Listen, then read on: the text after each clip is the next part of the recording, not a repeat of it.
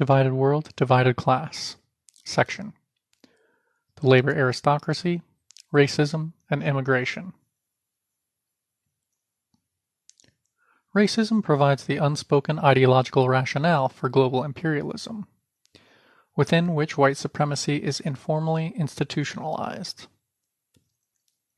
Racial hierarchy persists today and correlates with global and national systems of stratification and inequality, disparities in labor conditions and wage rates, and differential access to democratic and communicative media and life opportunities. Racism and the division of the world's populace according to color continues to be a strategic organizing principle, both ideologically and unconsciously, of the new global order. People of European descent are increasingly the most favored beneficiaries of the dwindling resources of a capitalist economy founded upon global monopolies of production. This serves to confirm the perception that, quote, "You are rich because you are white, and you are white because you are rich," from Fanon. The empirical validity of which, as Fanon insists, is a pertinent measure of human alienation.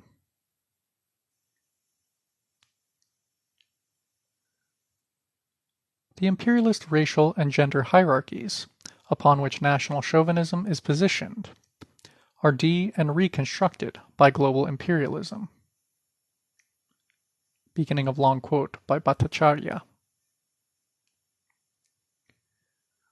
Overall, several global developments have helped to reconfigure old patterns of ethnic relations and create new forms of racial privilege and politics. These include economic restructuring in the West, including the demise of heavy industries, the rise of the new technologies, and the expansion of old and new service industries, the growth and significance of transnational and multinational operations, the emergence of new global divisions of labor, and, finally, the rise of international agencies and global economic blocs, all of which have served to transform, quote, national production forms and processes and their corresponding social relations. These relations have been racialized in a number of ways. The role assigned to migrant labor in the new service economy, the shift of production sites from inner-city areas, where migrant communities have traditionally resided, to greenfield, high-technology sites, where they traditionally have not. And finally, internal patterns of migration within the Third World, and the use of female labor in the production of microchips and the manufacture of designer sportswear. End quote. Whilst, quote, racial awareness can potentially forestall the socialist development of the national liberation struggle by covering the opportunism of the oppressed national bourgeoisie with a radical veneer, it is deeply ingrained in the working class of the developed countries. The latter is far from merely a passive observer of its elevated social status. Social chauvinism extends into the heart of the metropolitan areas, insofar as the victims of imperialism come to reside therein. In these circumstances, naked racism and racist repression preserve social imperialism more effectively than does social democracy. Beginning of long quote from Edwards. Whenever there is a confrontation between a metropolitan labor aristocracy and those super-exploited by its ruling class, in more obvious terms, whenever colonial people live directly in the midst of their own super-exploiters, social democracy is replaced by open chauvinism, which, in this situation, becomes the form of class collaboration, ensuring the continuous influx of super-profits to the metropolis. This phenomenon is most clearly visible when the super-exploited are black, in which case, quote, chauvinism is expressed as outright color racism.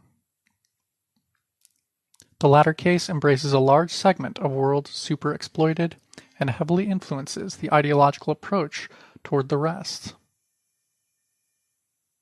End quote.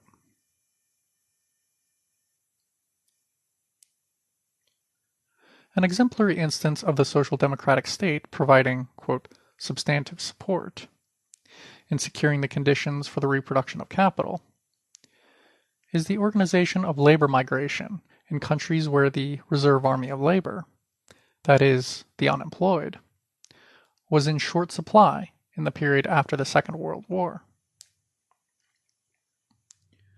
It is vital to understand that the benefits of exploiting immigrant labor are not confined either to the capitalists who directly employ it or certain, quote, fractions of capital. All capitalists benefit from the exploitation of immigrant labor. As Marx wrote, quote,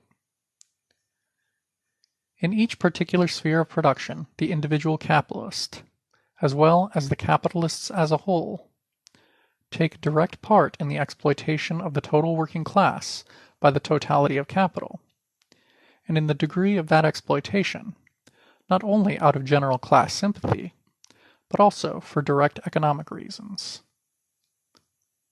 End quote.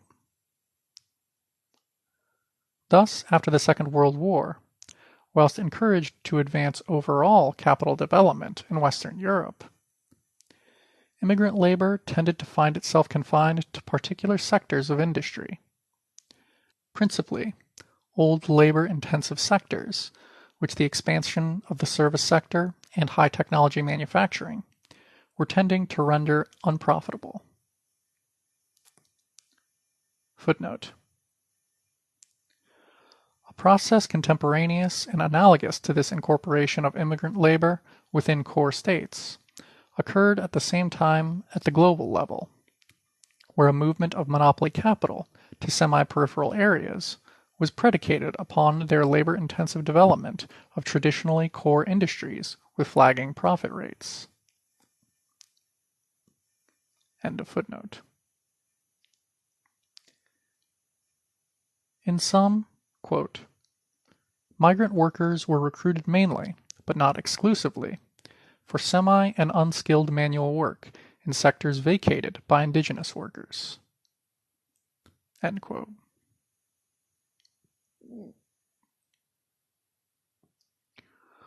Whilst employment in UK manufacturing fell from the 1960s into the 1970s, the amount of immigrant labor employed therein increased dramatically. Footnote. Clough writes, quote, between 1961 and 71, whereas employment in manufacturing fell overall by 745,000. The number of people employed in this sector who had been born outside of the UK rose by no less than 272,000. End quote. As immigrant workers moved into positions in the manufacturing industry from the 1960s, white workers were climbing the social ladder into more skilled jobs and into the service sector. The British government's Unit for Manpower Studies reported, quote, analyses by the Department of Applied Economics at Cambridge indicate that though total employment in what they describe as the goods sector of British industry fell by 745,000 between 1961 and 71, the number of people employed in that sector who had been born outside the UK increased by 272,000. An increase of 317,000 in the number of people born outside the UK who were employed in the services sector accounted for rather less than a third of the total increase in employment in that sector of 1,065,000. End quote. From the Unit for Manpower Studies, 1976. Brown and Miles note, quote, a key part of the explanation for why black and Asian immigrants tended to occupy low-wage and unskilled manual positions lies in the fact that these were vacant as a result of the movement of indigenous labor into new jobs, characterized by higher rates of pay and better conditions of work. End quote, and end of footnote.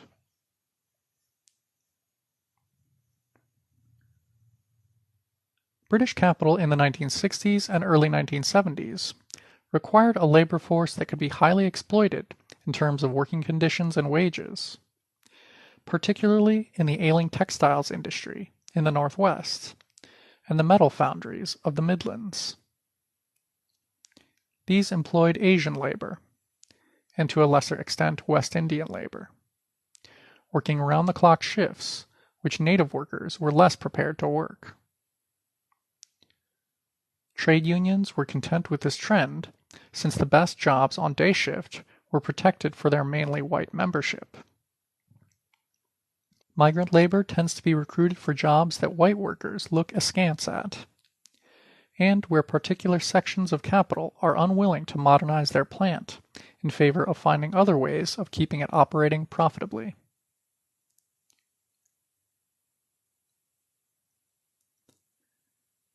Imperialism takes advantage of immigrant labor so as to help maintain its profit rates in several ways. First of all, immigrant workers provide cheap labor to do the worst jobs. Secondly, their precarious position enables the expansion of shift working. Thirdly, they reduce the cost of public and social services. Finally, since all the costs of raising and training foreign-born workers are borne by their country of origin, immigrant labor makes lower demands on social services. For all these reasons, imperialism needs to maintain immigrant labor as a special and oppressed stratum within the working class.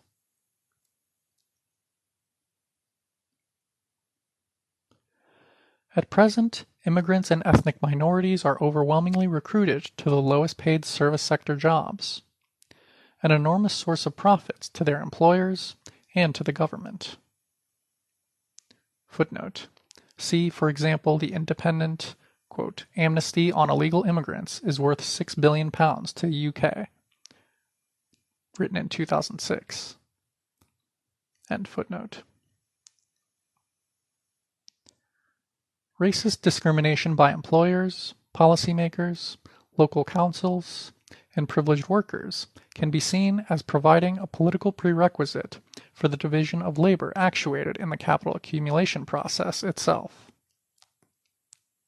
The persistent racial gap in employment, life opportunities, and income is fundamentally reproduced by institutional economic discrimination according to occupational placement and labor market segmentation in the interests of imperialist capital accumulation.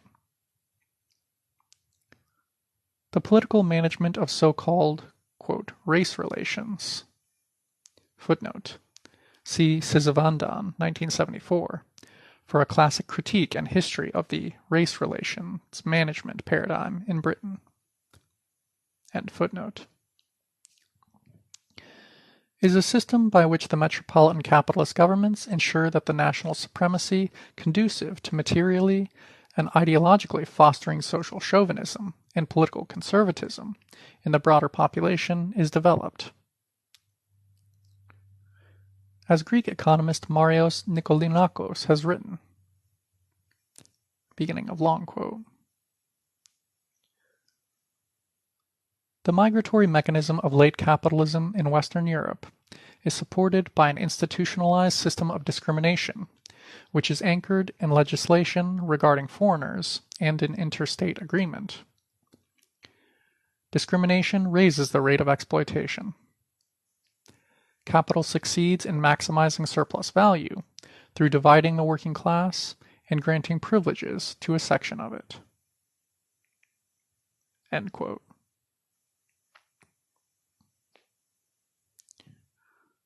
The metropolitan capitalist governments institute a whole range of legislation designed to constrain the non-native and non-white working class within the lowest and most oppressed sectors of society, in employment, housing, and the penal system.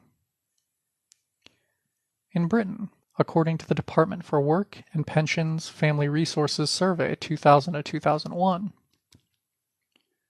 families with a Pakistani or Bangladeshi background are much more likely than other groups to be living on low incomes, with almost 60% of the 1 million people in this group living in low-income households.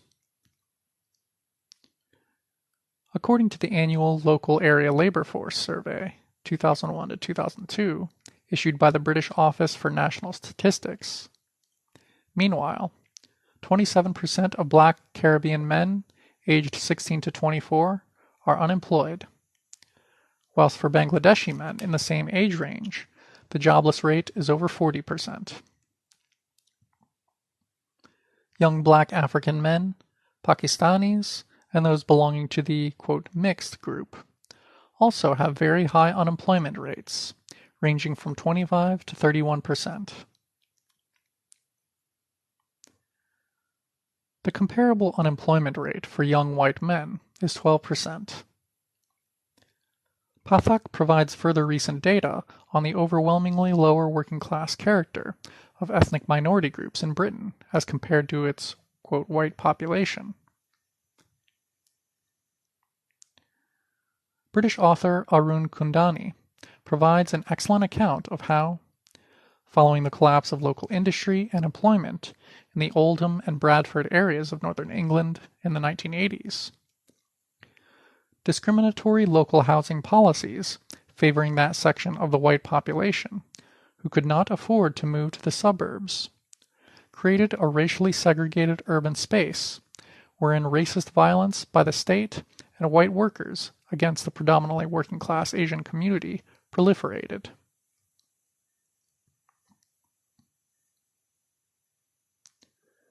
It is in this light that the most visible state racism today must be viewed. The implementation of draconian and inhuman laws applying to those increasingly large masses of the world's populace who find themselves victims of economic, military, and environmental devastation, namely immigrants, are measures aimed at shoring up global profit rates and the national unity of the imperialist countries. Footnote: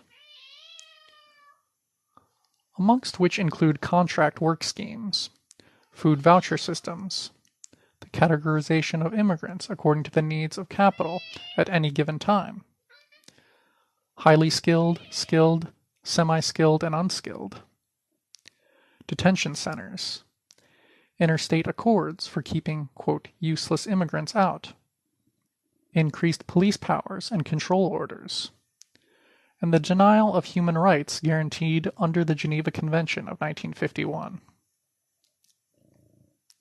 End footnote.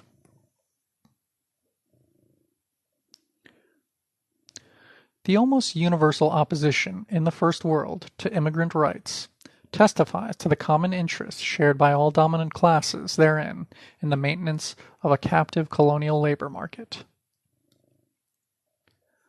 Labor aristocratic discrimination, violence and antipathy towards immigrant populations, even second, third, or fourth generation ones, in the First World and non-white workers in the settler nations, is the product of deep-seated and extensive training and social habitus. Racist consciousness and practice has helped secure bourgeois social status for First World workers over the course of 4 centuries of capitalist ascendancy.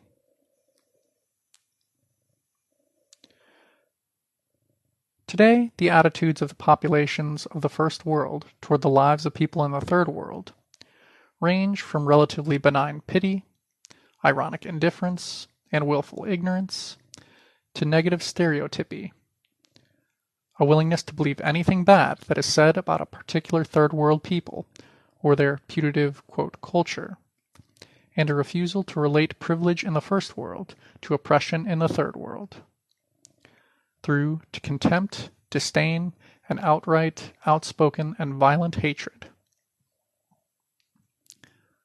Thus, there is a common popular propensity in the First World to accept and or champion imperialism and a corporatism, and to affect a blasé disregard for the painful reality of superexploitation.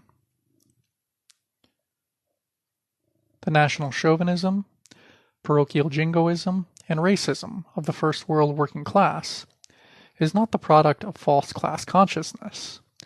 Working class conservatism in the imperialist countries is not so much the product of, quote, traditional deference, but of global preference. It is the end product of a long and violent process wherein the economic and political privileges of living in an imperialist nation have come to seem natural and acceptable to the first world citizenry as relative winners in the global class struggle.